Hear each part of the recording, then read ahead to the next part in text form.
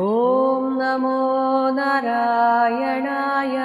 ഓം നമോ നാരായണായ. ഓം നമോ നാരായണായ. ഓം നമോ നാരായണായ. ഓം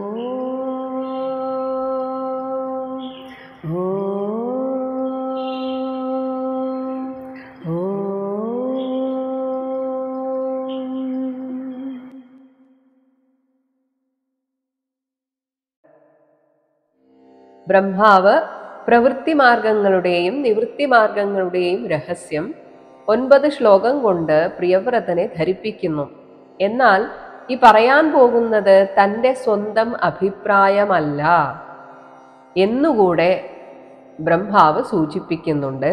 ഇത് ആ സർവേശ്വരനായ ഭഗവാൻ ശ്രീഹരിയുടെ അഭിമതം താൻ അറിയിക്കുക മാത്രമാണ് എന്നും പറയുന്നു. ശ്രീ ഭഗവാൻ ഉവാച. ഭഗവാൻ എന്ന് വെച്ചാൽ ആ ഐശ്വര്യാദി ഗുണങ്ങളൊക്കെയുള്ള ബ്രഹ്മദേവൻ അരുളി ചെയ്തു. 11-ാമത്തെ ശ്ലോകം. നിബോധ താത ഇദം ഋതം താതേദമൃതം ബ്രവീമി മാ അസൂയിതും ദേവം അർഹസി അപ്രമേയം ദേവമർഹസ്യപ്രമേയം വയം ഭവഃ തേ തതഃ ഭവസ്തേ തത യേഷഃ മഹർഷിഃ വഹാമ മഹർഷിർവഹാമ സർവേ വിവശാഃ യസ്യ ദിഷ്ടം. ഹേ താത, വത്സ, കുഞ്ഞേ എന്ന് വളരെ വാത്സല്യത്തോടെ വിളിക്കുകയാണ്. കാരണം മകന്റെ മകനാണ്, ചെറുമകനാണ്. ഇതം നിബോധ, ഞാൻ പറയുന്നത് ശ്രദ്ധിച്ച് കേൾക്കുക. ഋതം ബ്രവീമി, ഞാൻ സത്യമാണ് പറയുന്നത്. അപ്രമേയം ദേവം, അനിർവചനീയനായ ആ സർവേശ്വരനെ അസൂയിതും മാ അർഹസി, ഞാനിത് പറഞ്ഞത് കേൾക്കുമ്പോൾ ആ ഭഗവാനിൽ ഒരു ദോഷാരോപണം ഉണ്ടാകുവാൻ ഇടയാവരുത്. വയം, ഈ ഞാനും, ഭവഃ ശ്രീരുദ്രനും, തേ തതഃ നിന്റെ പിതാവായ മനുവും, ഏഷഃ മഹർഷിഃ ഗുരുവായ നാരദ മഹർഷിയും, സർവേ ഇങ്ങനെ ഞങ്ങൾ എല്ലാവരും തന്നെ ഞങ്ങളുടെ ഇഷ്ടപ്രകാരമാണ് ജീവിക്കുന്നത് എന്ന് കാണുന്നവർക്ക് തോന്നും. പക്ഷേ വിവശാഹ, അസ്വതന്ത്രരാണ്. ഞങ്ങളെ നിയന്ത്രിക്കുന്നത് ആ ഭഗവാൻ ശ്രീഹരിയാണ്. അങ്ങനെയുള്ള യസ്യ, യാതൊരു തന്തിരുവടിയുടെ ദിഷ്ടം ആദേശത്തെ വഹാമ, ഞങ്ങൾ ശിരസാ വഹിക്കുക മാത്രമാണ് ചെയ്യുന്നത്. ആ ഭഗവാന്റെ സങ്കല്പം എന്താണോ ആ ഭഗവാൻ തന്നെ അത് ഞങ്ങളെ ബോധിപ്പിച്ച് ഞങ്ങളിലൂടെ നടപ്പിലാക്കുന്നു. അപ്പോൾ പ്രിയവ്രത, അങ്ങും അതിന് ബാധ്യസ്ഥനാണ്. 12-ാമത്തെ ശ്ലോകം. ന തസ്യ കശ്ചിത് തപസാ വിദ്യയാവാ ന യോഗവീര്യേണ മനീഷയാ വാ ന ഏവ അർത്ഥധർമ്മൈഃ നൈവാർത്ഥധർമ്മൈഃ പരതഃ സ്വതഃ സ്വതോ വാ കൃതം നിഹന്തും തനുഭൃത് വിഭൂയാത്. കശ്ചിത് തനുഭൃത്, ഒരു ശരീരിയും, അതായത് ശരീരം സ്വീകരിച്ച ഏതൊരു മനുഷ്യനും അല്ലെങ്കിൽ ഏതൊരു ജീവിയും, തസ്യ കൃതം ആ ഭഗവാന്റെ സങ്കല്പത്തെ, തപസ്സുകൊണ്ടോ വിദ്യയാ നേടിയ വിദ്യ കൊണ്ടോ, നിഹന്തും മറ്റൊരു തരത്തിലാക്കുവാൻ, ന വിഭൂയാത് ശക്തനാവുകയില്ല. ആ ഭഗവാൻ എന്ത് നിശ്ചയിച്ചാണോ ഓരോ ജീവിയെയും സൃഷ്ടിക്കുന്നത്, ആ ജീവിതത്തിലൂടെ കടന്നു പോകേണ്ട അനുഭവങ്ങൾ എന്തൊക്കെയാണെന്ന് ഭഗവാൻ നിശ്ചയിച്ചിട്ടുണ്ട്. അതിനെ മറ്റൊരു തരത്തിലാക്കാൻ ഒരാളുടെ തപസ്സുകൊണ്ടോ അറിവുകൊണ്ടോ സാധിക്കില്ല. അത് മാത്രമല്ല, യോഗവീര്യേണ യോഗബലം കൊണ്ടോ, മനീഷയാവ അവന്റെ ബുദ്ധിമഹത്വം കൊണ്ടോ സാധിക്കില്ല. അർത്ഥധർമ്മൈഹി, ഇനി ഒരുപാട് സമ്പത്ത് കൊണ്ട് ഭഗവാനെ സ്വാധീനിച്ച് കാര്യം നേടാം, അല്ലെങ്കിൽ എൻ്റെ കർമ്മഫലത്തെ അങ്ങ് മാറ്റിമറിച്ച് കളയാം എന്നൊന്നും വിചാരിക്കേണ്ട, സാധിക്കില്ല. ധർമ്മൈഹി, ഇനി നല്ല രീതിയിൽ സദാചാരത്തോടുകൂടെ ജീവിക്കുകയാണെങ്കിൽ ശരി, എന്നാൽ പിന്നെ ഇവന്റെ ആ കർമ്മഫലത്തെ മാറ്റിയേക്കാം എന്നൊന്നും ഭഗവാൻ ചിന്തിക്കുകയില്ല. പ്രാരബ്ധം എന്താണോ അനുഭവിക്കാൻ വന്നത് അത് അനുഭവിച്ച് തന്നെ തീരണം. ഇനി പരതഹ അന്യസഹായം കൊണ്ടോ സ്വതഹവ അവനവന്റെ പാഠവം കൊണ്ടോ ഈ നിശ്ചയത്തെ, ഭഗവാന്റെ സങ്കല്പത്തെ നയേവ മാറ്റുവാൻ സാധിക്കുന്നതല്ല. 13-ാമത്തെ ശ്ലോകം. ഭവായ നാശായ ച കർമ്മ കർത്തും ശോകായ മോഹായ സദാ ഭയായ സുഖായ ദുഃഖായ ച ദേഹയോഗം അവ്യക്തദിഷ്ടം ജനതാ അംഗ ജനതാംഗ ഭക്തേ. ഹേ അംഗ, അലയോ വത്സ, ജനത ഈ ജീവലോകം, ഭവായ ജനിക്കുക, അങ്ങനെ ജനിക്കുവാനും, നാശായ ഭഗവാൻ നിശ്ചയിച്ച സമയത്ത് മരിക്കുവാനും, കർമ്മകർത്തും ഈ ലോകത്തിൽ എന്ത് കർമ്മം ചെയ്യണമെന്ന് ഭഗവാൻ നിശ്ചയിച്ചുവോ അത് പ്രവർത്തിക്കുവാനും, ജീവിതത്തിൽ വരുന്ന ദുഃഖങ്ങളിൽ ശോകായ ആകുലപ്പെടുവാനും, മോഹായ ഭഗവാന്റെ അമായയിൽ മോഹിക്കുവാനും, സദാ ഭയായ ഏത് നേരത്തും പലതിനെയും ഭയന്നിരിക്കുവാനും, സുഖായ അവനവന്റെ പുണ്യപ്രവൃത്തിയുടെ ഫലമായിട്ട് വരുന്ന സുഖം, ആ സുഖം വരുമ്പോൾ സുഖിക്കുക, ദുഃഖം വരുമ്പോൾ ദുഃഖായച്ച ദുഃഖിക്കുവാനും വേണ്ടി, അവ്യക്തദിഷ്ടം നമുക്ക് നേരിട്ട് അറിയാൻ സാധിക്കാത്ത ആ ഈശ്വരനാൽ ദത്തമായ ദേഹയോഗം, ശരീരബന്ധത്തെ ധരിക്കുന്നു. അതല്ലാതെ ഒരു മനുഷ്യനും ഈ ശരീരം സ്വീകരിച്ചു കഴിഞ്ഞാൽ എന്താണോ ഭഗവാൻ നിശ്ചയിച്ച് പ്രാരബ്ധകർമ്മമായി നമ്മുടെ ആ സൂക്ഷ്മ ശരീരത്തോട് ചേർത്ത് വച്ചിരിക്കുന്നത് അതിനനുസരിച്ച് ജീവിച്ചു കൊള്ളുക, അനുഭവിക്കാനുള്ളതൊക്കെ അനുഭവിച്ചു കൊള്ളുക. സുഖമാകാം, ദുഃഖമാകാം, ശോകമാകാം, ഭയമാകാം, എന്തുമാകാം, ആ അനുഭവത്തിലൂടെ കടന്നു പോവുക എന്നല്ലാതെ നമുക്കൊന്നും യാതൊരു വിധത്തിലുള്ള സ്വാതന്ത്ര്യവും ഇല്ല. 14-ാമത്തെ ശ്ലോകം. യത് വാചി തന്ത്യാം ഗുണകർമ്മദാമഭിഃ സുദുസ്തരൈർവത്സ വയം സുയോജിതാഃ സർവേ വഹാമോ ബലിമീശ്വരായ പ്രോതാഃ നസി ഇവ ദ്വിപദേ ചതുഷ്പദഃ. വത്സ പ്രിയപ്പെട്ട, അല്ലയോ കുഞ്ഞേ, പ്രിയവ്രത, സർവേ വയം ഈ ഞാനടക്കം നാം ഏവരും, യദ്വാചി യാതൊരു ഭഗവാന്റെ തിരുവായ്മൊഴിയാകുന്ന തന്ത്യാം കയറിൽ, ഇവിടെ ഭഗവാൻ നിശ്ചയിച്ചു വെച്ചിരിക്കുന്ന ഒരു കയറിൽ, സുദുസ്തരൈഹി അതിനെ പൊട്ടിച്ചെറിയുവാൻ സാധിക്കാത്ത വിധത്തിൽ നമ്മൾ അതിനാൽ കെട്ടപ്പെട്ടിരിക്കുന്നു. അത് ഗുണകർമ്മദാമഭിഃ, നമ്മുടെ ഗുണവും കർമ്മങ്ങളും ഒക്കെയാണ് ഈ ചരടുകൾ. ഈ ഗുണകർമ്മങ്ങളാകുന്ന ചരടുകൾ കൊണ്ട് കെട്ടപ്പെട്ട നമ്മളെല്ലാവരും സുയോജിതാഹ, എല്ലാവരും ഒരേ കയറിൽ ഇങ്ങനെ കെട്ടിയിടപ്പെട്ടിരിക്കുകയാണ്. ഒപ്പം നസിപ്രോതാഹ മൂക്കിൽ കയറിട്ട, ചതുഷ്പദഃ നാൽക്കാലികൾ, ദ്വിപദേ ഇവ യഥാർത്ഥത്തിൽ കാണുമ്പോൾ 2 പാദമുള്ള മനുഷ്യനാണെങ്കിലും നമ്മളും നാൽക്കാലികളും തമ്മിൽ വലിയ വ്യത്യാസമൊന്നുമില്ല. അങ്ങനെ ഈശ്വരായ ആ സർവേശ്വരനായിക്കൊണ്ട്, ബലിം നമ്മുടെ സ്വകർമ്മമാണ് ആ ഭഗവാന് അർപ്പിക്കാനുള്ള ബലി. അങ്ങനെ സ്വകർമ്മ അർപ്പണമാകുന്ന ഭാരത്തെ നമ്മളെല്ലാവരും വഹാമ ചുമന്നുകൊണ്ടിരിക്കുന്നു. ഏത് കർമ്മം ചെയ്യാനാണ് നമ്മൾ ഇവിടെ വന്നത് എന്ന് വളരെ അപൂർവം പേർക്ക് മാത്രമാണ് തിരിച്ചറിയാൻ സാധിക്കുന്നത്. അതുവരെ പല കർമ്മങ്ങളും ചെയ്തുകൊണ്ടേയിരിക്കുന്നു. എന്നെങ്കിലും തിരിച്ചറിഞ്ഞാൽ അതിൽ സന്തോഷത്തോടെ ജീവിക്കാം എന്ന് മാത്രം. എങ്കിലും ആർക്ക് ഏതൊക്കെ രീതിയിലുള്ള കർമ്മബന്ധങ്ങളാണ് ഉള്ളത് എന്ന് നമുക്കറിയില്ല. നമ്മളും ആ നാൽക്കാലികളെ പോലെ മൂക്ക് കയറിട്ട് നമ്മളെയൊക്കെ ബന്ധിച്ച ആ ഗുണകർമ്മമാകുന്ന കയറ് പൊട്ടിച്ചെറിയാൻ സാധിക്കാത്ത വിധത്തിൽ അസ്വതന്ത്രരായിരിക്കുന്നവർ മാത്രമാണ് നമ്മൾ. 15ാമത്തെ ശ്ലോകം.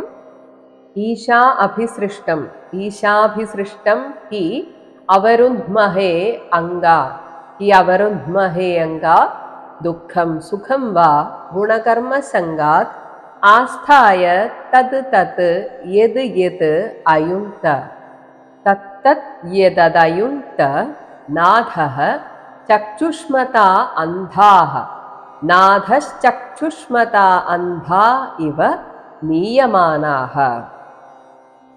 ഹേ അംഗ, കുഞ്ഞെ, നാഥഃ, ആ സർവേശ്വരൻ, ഗുണകർമ്മ സംഗാത്, നമ്മളൊക്കെ പൂർവജന്മങ്ങളിൽ ചെയ്ത നമ്മുടെ കർമ്മങ്ങൾ നിമിത്തമായി ഈ ജന്മത്തിൽ നമുക്ക് ലഭിച്ചിരിക്കുന്ന ഗുണങ്ങൾ നിമിത്തം ആ ഗുണത്തിൻ്റെ സ്വാധീനത്തിൽ നമ്മൾ ചെയ്യുന്ന കർമ്മങ്ങളുടെയൊക്കെ വാസനാ പ്രസക്തി കാരണം യത് യത് ഏതേത് ശരീരത്തിലേക്ക് അയുങ്ക്ത നമ്മെ ചേർത്ത് വച്ചിരിക്കുന്നുവോ, അതായത് ഈ സൂക്ഷ്മ ശരീരത്തെ ഏതേത് ശരീരത്തിലേക്ക് ചേർത്ത് വച്ചിരിക്കുന്നുവോ അല്ലെങ്കിൽ അത് ഭഗവാൻ നിശ്ചയിച്ചിരിക്കുന്നുവോ തത് തത് ആസ്ഥായ, ഓരോ വസ്ത്രം എടുത്തണിയുന്നത് പോലെ ആ ശരീരത്തെ ഇങ്ങോട്ട് സ്വീകരിച്ചു കൊള്ളുക.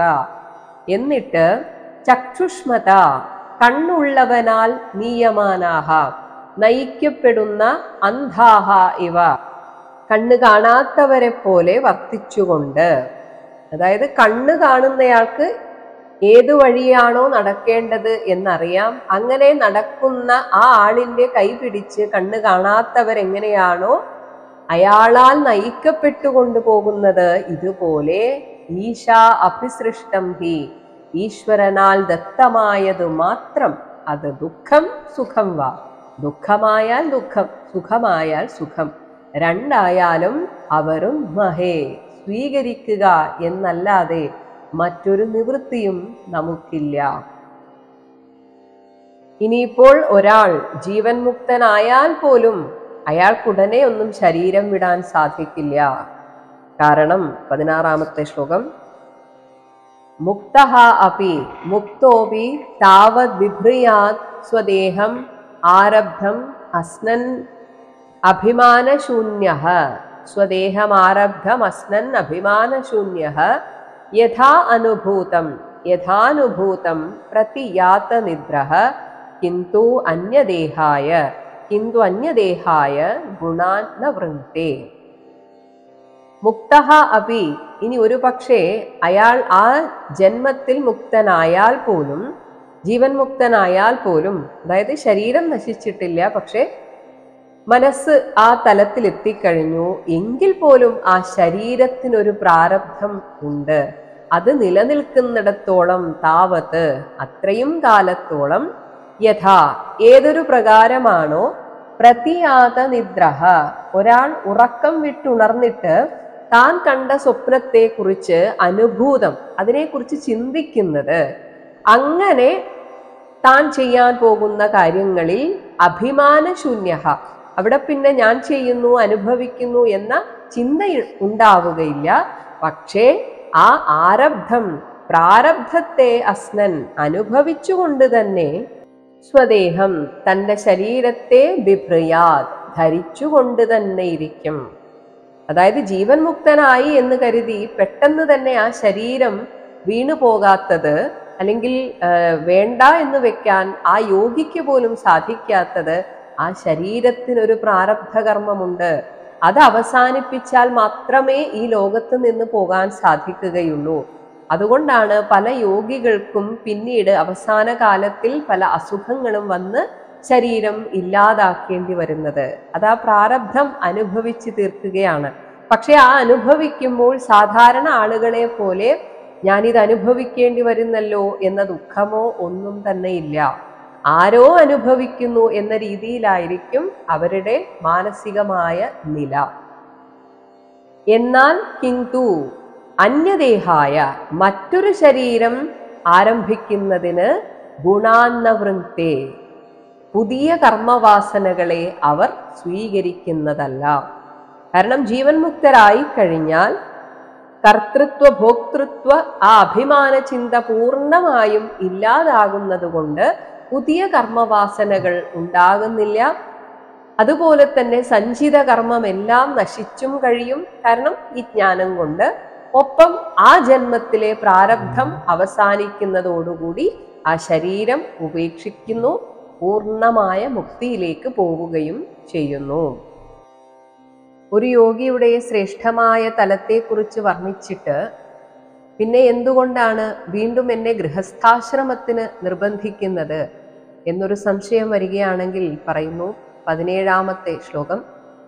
ഭയം പ്രമത്തസ്യ വനേഷു അപി സ്യാത് യതഃ സ്യാദ്യതഃ സഹ ആസ്തേ സഹ ഷഡ് സപത്നഃ ജിതേന്ദ്രിയസ്യ ആത്മരതേഃ ബുധസ്യ ജിതേന്ദ്രിയസ്യാത്മരതേർബുധസ്യ ഗൃഹാശ്രമഃ കിം नु കരോത്യവദ്യം. പ്രമത്തസ്യ അവനവന്റെ ഇന്ദ്രിയങ്ങളെ നിയന്ത്രിക്കാൻ സാധിക്കാത്ത ഒരു ലോലചിത്തന് വനേഷു അപി ഇനി ആരുമില്ലാത്ത തപോവനങ്ങളിലായാലും ഭയം, ഈ സംസാര ഭയം സ്യാത് ഉണ്ടാവുക തന്നെ ചെയ്യും. യതഃ എന്തുകൊണ്ടെന്നാൽ സഹ അങ്ങനെയുള്ളവൻ സഹ ഷഡ് സപത്നഃ. സപത്നഃ എന്നതിന് ശത്രു എന്നർത്ഥം. നമ്മുടെ ഉള്ളിൽ തന്നെയാണ് നമ്മുടെ ശത്രു. അതാവട്ടെ 6 എണ്ണമാണ്. മനസ്സും പഞ്ചേന്ദ്രിയങ്ങളും ആകുന്ന സഹ ഷഡ് സപത്നഃ 6 ശത്രുക്കളോടുകൂടിയവനായിട്ട് ആ തപോവനത്തിൽ ആസ്തേ ഇരിക്കുന്നു. കൂടെ ശത്രുക്കളെ കൂട്ടിയാൽ പിന്നെ എങ്ങനെയാണ് സ്വസ്ഥത ലഭിക്കുക?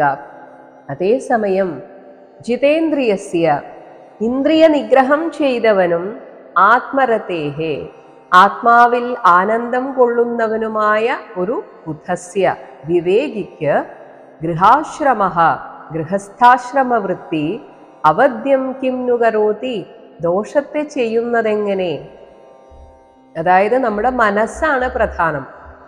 ഗൃഹസ്ഥാശ്രമത്തിൽ ഇരുന്നു കൊണ്ട് മനസ്സിനാൽ എല്ലാറ്റിനെയും ഉപേക്ഷിക്കുകയും എന്നാൽ ഒരു നാടകത്തിലെ നടിയെ പോലെ ഭഗവാൻ എന്നെ ഏൽപ്പിച്ച ചില ഉത്തരവാദിത്തങ്ങൾ ഞാൻ ചെയ്യുന്നു.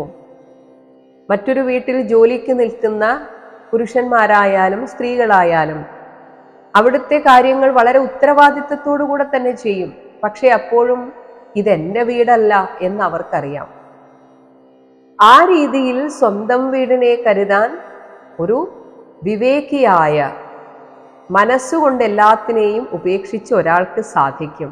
അങ്ങനെയുള്ള ഒരുവനെ യാതൊരു വിധത്തിലുള്ള കർമ്മദോഷവും ബാധിക്കുകയില്ല. അതേസമയം എല്ലാം വിട്ട് സന്യസിക്കാൻ പോയിട്ടും മനസ്സിനെയും ഇന്ദ്രിയങ്ങളെയും അടക്കാത്തവന് അവിടെ പോയിരുന്നിട്ടും പ്രത്യേകിച്ചൊരു പ്രയോജനവും ഇല്ല. ഇനി ഭഗവാൻ ഗീതയിൽ പറഞ്ഞതാണ് ഇവിടെ വീണ്ടും എടുത്തു പറയുന്നത്. ഗൃഹസ്ഥാശ്രമത്തിലിരുന്നാണ് നമ്മൾ നമ്മുടെ മനസ്സിനെ നിയന്ത്രിക്കേണ്ടത്. അല്ലാതെ കാട്ടിൽ പോയിരുന്ന് അതിനെ നിയന്ത്രിക്കാൻ ശ്രമിക്കരുത്. 18ാമത്തെ ശ്ലോകം. യഹ ഷഡ് സപത്നാൻ വിജഗീഷമാണോ ഗൃഹേഷു നിർവിശ്യ യതേത പൂർവം അത്യേതി ദുർഗാശ്രിത ഊർജിതാരീൻ ക്ഷീണേഷു കാമേഷു വിചരേത് വിപശ്ചിത്. യഹ യാതൊരാൾ ഷഡ് സപത്നാൻ നേരത്തെ പറഞ്ഞ 6 ഇന്ദ്രിയ ശത്രുക്കളെ മനസ്സടക്കമുള്ള ആ ശത്രുക്കളെ വിജിഗീഷമാണഃ വിജയിക്കാൻ ആഗ്രഹിക്കുന്നുവോ ആ ആൾ പൂർവം ആദ്യം ഗൃഹേഷു നിർവിശ്യ ഗൃഹസ്ഥവൃത്തി സ്വീകരിക്കേണ്ടതാണ്.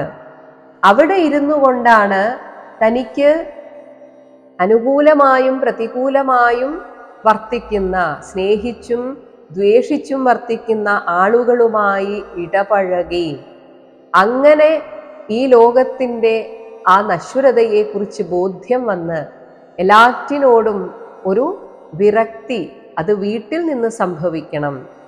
അങ്ങനെ യതേത അതിന് പ്രയത്നിച്ചു കൊണ്ടിരിക്കണം. അങ്ങനെ ഉള്ളിലുള്ള ആ ശത്രുക്കൾ ക്ഷീണേഷു ദുർബലരായി കഴിഞ്ഞാൽ, അതായത് കുറേയൊക്കെ മനസ്സിനെ ജയിച്ചു എന്ന് ബോധ്യപ്പെട്ടു കഴിഞ്ഞാൽ പിന്നെ വിപശ്ചിത്, വിവേകിയായിട്ടുള്ളവന് വേണമെങ്കിൽ ഗൃഹത്തിൽ തന്നെ തുടരാം. ഇനിയല്ല വനത്തിലാണോ എങ്ങനെയാണെന്ന് വെച്ചാൽ അവനവന്റെ കാമം ഇഷ്ടം പോലെ വിചരിച്ചു കൊള്ളട്ടെ. തൻ്റെ ഉള്ളിലുള്ള ശത്രുക്കളെ ജയിച്ചു കഴിഞ്ഞാൽ പിന്നെ എവിടെയായാലും ഒരു പ്രശ്നവും ഇല്ല. അങ്ങനെ ഇരിക്കുന്നവന് ദുർഗാശ്രിത, കോട്ടയ്ക്കുള്ളിലിരിക്കുന്നവൻ ഊർജിത അരീൻ, പ്രബല ശത്രുക്കളെ വളരെ എളുപ്പം അത്യേതി ജയിക്കാൻ സാധിക്കും. മനസ്സിനെയും ഇന്ദ്രിയങ്ങളെയും ജയിച്ചാൽ തന്നെ ആഗ്രഹം എന്ന വലിയ ശത്രുവിനെ വളരെ എളുപ്പം ജയിക്കാൻ സാധിക്കുന്നതാണ്. അതിനേറ്റവും ശ്രേഷ്ഠമായിട്ടുള്ളത് ആദ്യം ഗൃഹസ്ഥാശ്രമത്തിൽ ഇരിക്കുക എന്നത് തന്നെയാണ്. ഇനി പ്രിയവ്രതന്റെ കാര്യത്തിലാണെങ്കിൽ അതിൻ്റെ ആവശ്യം പോലുമില്ല. പ്രിയവ്രതൻ ഈ അവസ്ഥയിൽ തന്നെയാണ്, എല്ലാം നിയന്ത്രിച്ചു കഴിഞ്ഞ അവസ്ഥയിലാണ്. അങ്ങനെയുള്ള പ്രിയവ്രതന് ഗൃഹസ്ഥവൃത്തി വളരെ സ്വാഭാവികമായിട്ട്, അത് ഒരു അഭിനയം പോലെ, ഒരു നാടകത്തിൽ ഭഗവാൻ എനിക്ക് തരുന്ന ഒരു വേഷമാണെന്ന രീതിയിൽ വളരെ അനായാസമായിട്ട് നിനക്കത് ജീവിച്ച് ഫലിപ്പിക്കാൻ സാധിക്കുമെന്ന് പറയുകയാണ് 19ാമത്തെ ശ്ലോകം. ത്വം തു അബ്ജനാഭ അംഘ്രി സരോജകോശ ദുർഗാശ്രിതഃ, ത്വബ്ജനാഭാംഘ്രി സരോജകോശ ദുർഗാശ്രിതോ നിർജിത ഷട്ട് സപത്നഃ ഭുങ്ക്ഷ്വ ഇഹ ഭുങ്ക്ഷ്വേഹ ഭോഗാൻ പുരുഷാതിദിഷ്ടാൻ വിമുക്തസംഗഃ പ്രകൃതിം ഭജസ്വ. ത്വം തു പ്രിയവ്രത നീയാകട്ടെ അബ്ജനാഭ അംഘ്രി സരോജം, പത്മനാഭന്റെ പാദപത്മങ്ങളാകുന്ന കോശദുർഗാശ്രിത, വലിയൊരു കോട്ടയെ തന്നെ ആശ്രയിച്ചവനാണ്. ഭഗവാന്റെ പാദപത്മങ്ങളിൽ ആശ്രയിച്ച നീ നിർജിത ഷട്ട് സപത്നഃ, ഇപ്പോൾ തന്നെ നിശേഷം ജയിക്കപ്പെട്ട 6 ഇന്ദ്രിയ ശത്രുക്കളോട് കൂടിയവനാണ്. എന്ന് വെച്ചാൽ ജയിക്കപ്പെട്ട ശത്രുക്കൾ എന്നാൽ നീ അവയെ ഒക്കെ ജയിച്ചിരിക്കുന്നു.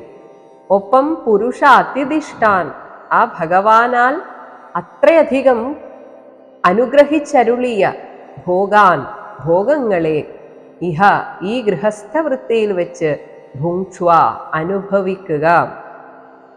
ഭഗവാൻ നിനക്ക് ഭോഗങ്ങൾ അനുഭവിക്കാനുള്ള അനുഗ്രഹങ്ങളും കൂടെ തന്നിട്ടുണ്ട്. അതിന് ഈ ഗൃഹസ്ഥവൃത്തി നീ സ്വീകരിക്കണം. എല്ലാറ്റിനും അപ്പുറം ഇത് ഭഗവാന്റെ നിശ്ചയമാണ്. അതാണ് ഇവിടെ അർത്ഥമാക്കുന്നത്. അല്ലാതെ ഇനി അങ്ങോട്ടും പല ആളുകളും ആദ്യമേ തന്നെ സന്യാസവൃത്തിയിലേക്ക് പോയവരുണ്ട്. അപ്പോൾ സ്വാഭാവികമായി സംശയം തോന്നും, അതെന്താ അവർ ഗൃഹസ്ഥവൃത്തി സ്വീകരിക്കാത്തത്? അപ്പോൾ ഇവിടെ ഓരോരുത്തർക്കും ഓരോ നിയോഗമുണ്ട്. അതാണ് മനസ്സിലാക്കേണ്ടത്. പ്രിയവ്രതനിലൂടെ ഒരു പരമ്പര, വംശം ഇവിടെ ഉണ്ടാകണമെന്ന് ഭഗവാൻ നിശ്ചയിച്ചു കഴിഞ്ഞതാണ്. അതിനെ നിഷേധിക്കാൻ പ്രിയവ്രതന് യാതൊരുവിധ സ്വാതന്ത്ര്യവും ഇല്ല. അതുകൊണ്ടാണ് ആദ്യമേ പറഞ്ഞത്, ഈ ഞാനടക്കം എന്ന് ബ്രഹ്മാവ് പറഞ്ഞത്, ഞാനടക്കമുള്ളവർ അസ്വതന്ത്രരാണ്. അപ്പോൾ പ്രിയവ്രതന്റെ കാര്യത്തിൽ സുഖഭോഗങ്ങൾ അനുഭവിക്കാനുള്ള ഒരു നിയോഗം ഭഗവാനാൽ നിശ്ചയിക്കപ്പെട്ടതാണ്. അത് ഈ ഗൃഹസ്ഥവൃത്തിയിൽ വെച്ച് അനുഭവിക്കുക. എന്നാൽ ഭഗവാൻ ഇത്രയും നിന്നെ അനുഗ്രഹിച്ച സ്ഥിതിക്ക് പശ്ചാത് പിന്നീട് വിമുക്തസംഗഃ, സർവസംഗ പരിത്യാഗിയായിട്ട് കർദമ പ്രജാപതിയെ പോലെ പ്രകൃതിം ഭജസ്വ, നിന്റെ ആ സ്വസ്വരൂപത്തെ അനുഭവിച്ചാലും, ആ ഒരു മാനസികമായ തലത്തിലേക്ക് എത്തിച്ചേർന്നാലും. ശ്രീ ശുക ഉവാച 20ാമത്തെ ശ്ലോകം. ഇതി സമഭിഹിതഃ സമഭിഹിതോ മഹാഭാഗവതഃ ഭഗവതഃ ത്രിഭുവന ഗുരോഃ അനുശാസനം ആത്മനഃ ഭഗവതസ്ത്രിഭുവന ഗുരോരനുശാസനമാത്മനോ ലഘുതയാ അവനത ശിരോധരോ ബാഠമിതി സബഹുമാനമുവാഹ.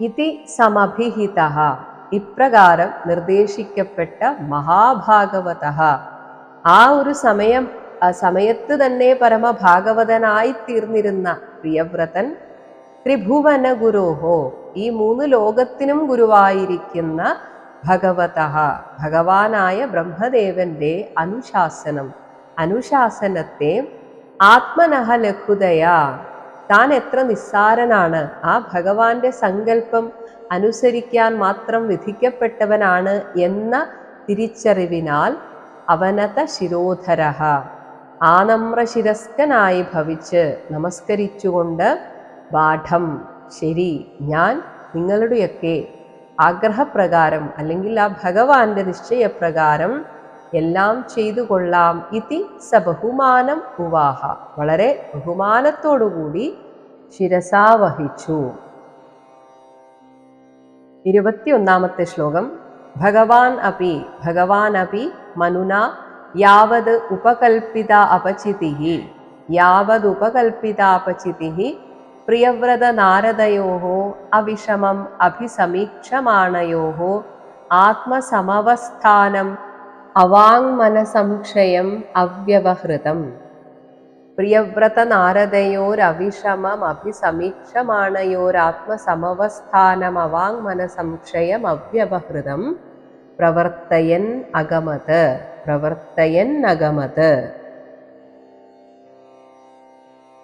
ഭഗവാൻ അപി, ബ്രഹ്മാവാകട്ടെ, മനുന, സ്വയംഭുവ മനുവിനാലും, യഥാവത് ഉപകൽപിത അപചിതിഃ, വിധിയാവണ്ണം ആരാധിക്കപ്പെട്ട്, അതേസമയം നാരദ മഹർഷി ഗുരുവാണ്, പ്രിയവ്രതൻ ശിഷ്യനാണ്, ആ ആത്മജ്ഞാനത്തിലേക്കുള്ള വഴിയെ ശിഷ്യനെ നയിച്ചുകൊണ്ടിരിക്കെയാണ് ഗൃഹസ്ഥാശ്രമത്തിനുള്ള നിർദ്ദേശം വന്നത്. എങ്കിലും 2 പേർക്കും അതിൽ വിഷമമില്ല, അവിഷമം. അവർ 2 പേരും അതിനെ സ്വീകരിച്ചു എന്ന് അഭിവീക്ഷമാണയോഹോ, എന്ന് കണ്ടുകൊണ്ട് അവരെ സതോഹോ, അവരങ്ങനെ നോക്കി നിൽക്കവേ, ആത്മസമവസ്ഥാനം, ആത്മാവിൻ്റെ സ്വരൂപ അവസ്ഥിതിയുള്ളതും, അതായത് അവ്യക്തമായ തലമാണ് ഈ സത്യലോകം എന്ന് പറയുന്നത്. അതുകൊണ്ടാണ് അതിനെ ആ രീതിയിൽ പറഞ്ഞിരിക്കുന്നത്. അതുപോലെ സാധാരണക്കാരന് എത്തിച്ചേരാൻ സാധിക്കാത്തൊരു സ്ഥലമാണ്. അതാണ് അവാങ്മനസംക്ഷയം, മനസ്സുകൊണ്ടോ വാക്കുകൊണ്ടോ, വാക്കിനും മനസ്സിനും വിഷയീഭവിക്കാത്തതുമായിട്ടുള്ള തൻ്റെ ആവാസ സ്ഥലത്തേക്ക്, ആ സത്യലോകത്തിലേക്ക് അവ്യവഹൃതം പ്രവർത്തയൻ, വ്യവഹാരാതീതമായ, ലോകവ്യവഹാരത്തിന് യാതൊരു പരിചയവും ഇല്ലാത്ത ആ സത്യലോകത്തെ അവ്യവഹൃതം പ്രവർത്തയൻ അഗമത്, ധ്യാനിച്ചുകൊണ്ട് തൻ്റെ സത്യലോകത്തിലേക്ക് നിർഗമിച്ചു.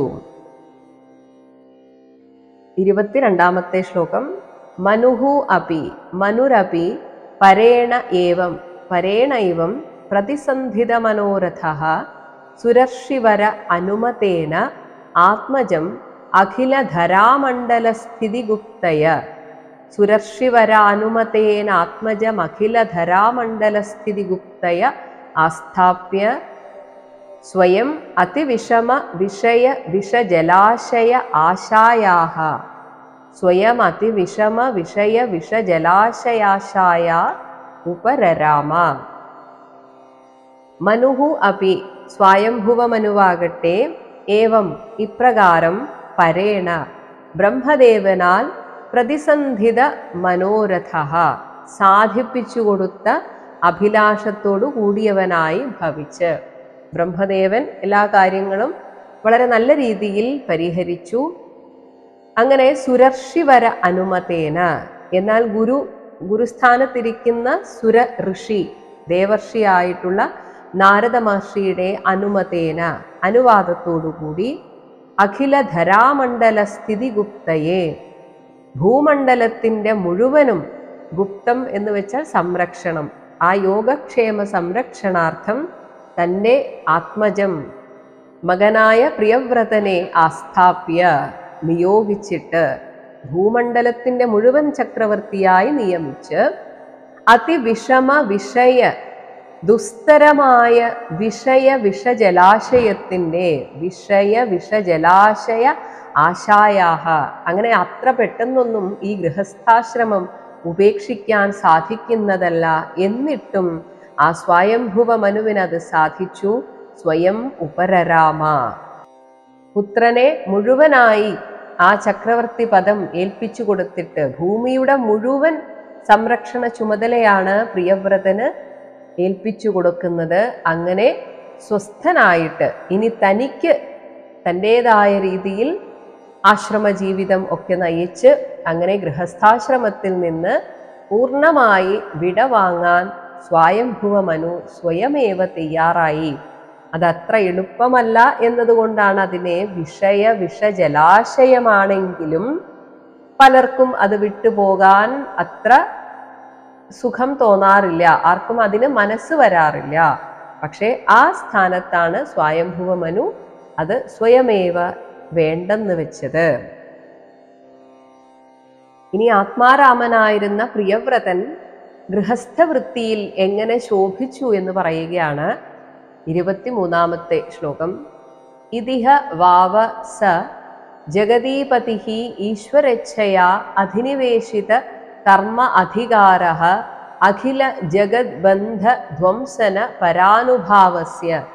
ജഗദീപതിരീശ്വരേച്ഛയാധിനിവേശിത കർമാധികാരോ അഖില ജഗദ്ബന്ധ ധ്വംസന പരാനുഭാവസ്യ ഭഗവതഃ ആദിപുരുഷസ്യ അംഘ്രിയുഗള അനവരത ധ്യാന അനുഭാവേന. ആദിപുരുഷസ്യ അംഘ്രിയുഗള അനവരത ധ്യാന അനുഭാവേന പരിരന്ധിത കഷായ ആശയഃ അവദാതോ അപി. പരിരന്ധിത കഷായാശയോ അവദാതോപി മാനവർദ്ധനഃ മഹതാം മഹീതലം അനുശശാസ. മഹീതലമനുശശാസ. ഇതിഹ, ഇങ്ങനെ വാവ വരികയായതുകൊണ്ട്, അതായത് പ്രിയവ്രതന് ഗൃഹസ്ഥാശ്രമം സ്വീകരിക്കേണ്ടി വന്നു. അങ്ങനെ ഗൃഹസ്ഥാശ്രമിയും ഒപ്പം ചക്രവർത്തിയുമായ സഹ ജഗതീപതി, ജഗത്തിന് തന്നെ പതിയായി തീർന്ന ആ പ്രിയവ്രത മഹാരാജാവ് ഈശ്വരേച്ഛയാ, ഭഗവാന്റെ സങ്കല്പമുള്ളതുകൊണ്ട് മാത്രം അധിനിവേശിത കർമാധികാരഃ, തന്നാൽ സ്വീകരിക്കപ്പെട്ട കർമാധികാരത്തോടു കൂടിയവനായി അഖില ജഗദ്ബന്ധ ധ്വംസന, സകല ലോകവാസികളുടെയും മായാബന്ധനത്തിന് വിച്ഛേദം വരുത്തുന്ന പരാനുഭാവസ്യ, അമിത വൈഭവത്തോടുകൂടിയ ഭഗവതഃ ആദിപുരുഷസ്യ, ഭഗവാൻ ആദിപുരുഷന്റെ അംഘ്രിയുഗളം അനവരതം ധ്യാനം, ആ തൃച്ചേവടികളെ നിരന്തരം ധ്യാനിച്ചിരുന്നതുകൊണ്ടുള്ള അനുഭാവേന, പ്രഭാവത്താൽ. താനാണ് രാജ്യം ഭരിക്കുന്നത് എന്ന് ഒരു നിമിഷം പോലും പ്രിയവ്രതൻ ചിന്തിച്ചില്ല. ഭഗവാന് നേരിട്ട് ചെയ്യാൻ പറ്റാത്തത് എന്നെ കൊണ്ട് ചെയ്യിപ്പിക്കുന്നു, എന്നെ ഒരു ഉപകരണമാക്കി ചെയ്യിക്കുന്നു. അതുകൊണ്ട് തന്നെ ഭഗവാൻ എന്താണോ നിർദ്ദേശിക്കുന്നത് അത് താൻ ചെയ്യും എന്ന രീതിയിൽ നിരന്തരം ഭഗവാനെ തന്നെ ധ്യാനിച്ചുകൊണ്ടാണ് മനസ്സിരിക്കുന്നത്. അതുകൊണ്ട് തന്നെ ആ രാജഭരണത്തിന് പ്രത്യേകമായിട്ടുള്ളൊരു പ്രഭാവമുണ്ടാകും, ഒരു ഈശ്വരീയത അങ്ങനെയുള്ളവരുടെ പ്രവൃത്തിയിലുണ്ടാകും. ഇങ്ങനെ നിരന്തരം ഭഗവാനെ സ്മരിച്ചതിനാൽ പരിരന്ധിത കഷായ ആശയഃ, വെന്തെരിഞ്ഞുപോയ കഷായാശയം എന്നാൽ മനോമാലിന്യം, മനോമാലിന്യത്തോടുകൂടിയവനും അവദാതഃ അപി, എന്നാൽ അങ്ങനെ ശുദ്ധ അന്ധക്കരണമായിരുന്നാൽ പൊതുവെ പിന്നെ ഒന്നിനോട് താല്പര്യമുണ്ടാവുകയില്ല. പക്ഷേ രാജഭരണം നടത്തുമ്പോൾ ഒന്നിനും താല്പര്യമില്ലാത്തവനായിട്ടിരുന്നാൽ അതും ശരിയാവുകയില്ല. അതുകൊണ്ട് മഹതാ മാനവർദ്ധനഃ, ബ്രഹ്മാദി മഹാത്മാക്കളുടെ ആ താല്പര്യത്തിനനുസരിച്ച്, അവരെങ്ങനെയാണോ താൻ രാജ്യം ഭരിക്കണമെന്ന് ആഗ്രഹിക്കുന്നത് അതിനനുസരിച്ച് അവരുടെ അഭിമാനം വളർത്തിക്കൊണ്ട് ഒരു കുറവും വരുത്താൻ പാടില്ല. എനിക്കിതിനോടൊന്നും താല്പര്യമില്ല എന്ന് പറഞ്ഞ് എന്തെങ്കിലും ആകട്ടെ എന്ന് ചിന്തിക്കരുത്. അതുകൊണ്ട് അവരുടെയൊക്കെ ഒരു ആഗ്രഹപൂർത്തീകരണത്തിനായിട്ട് അവരുടെ അഭിമാനം വളർത്തക്ക രീതിയിൽ തന്നെ മഹീതലം അനുശശാസ, ആ ഭൂമണ്ഡലത്തെ ആകെയും അടക്കി ഭരിച്ചു. അങ്ങനെ പറയുമ്പോൾ തന്നെ വേണ്ടിടത്ത് ശാസിക്കേണ്ടിടത്ത് ശാസിച്ചും നിയന്ത്രിക്കേണ്ടിടത്ത് നിയന്ത്രിച്ചും സ്നേഹത്തോടെ പെരുമാറേണ്ടിടത്ത് അങ്ങനെ ചെയ്തും എല്ലാ അർത്ഥത്തിലും ഒരു ക്ഷത്രിയൻ, ഒരു നല്ല ഭരണാധികാരി എങ്ങനെ രാജ്യം ഭരിക്കണമോ അതേ രീതിയിൽ പ്രിയവ്രതൻ ആ ഭൂമണ്ഡലം മുഴുവൻ അടക്കി ഭരിച്ചു. ഹരേ രാമ ഹരേ രാമ ഹരേ രാമ രാമ ഹരേ കൃഷ്ണ ഹരേ കൃഷ്ണ കൃഷ്ണ ഹരേ രാമ ഹരേ രാമ ഹരേ രാമ രാമ ഹരേ കൃഷ്ണ കൃഷ്ണ ഹരേ രാമ രാമ ഹരേ കൃഷ്ണ ഹരേ രാമ രാമ ഹരേ കൃഷ്ണ കൃഷ്ണ.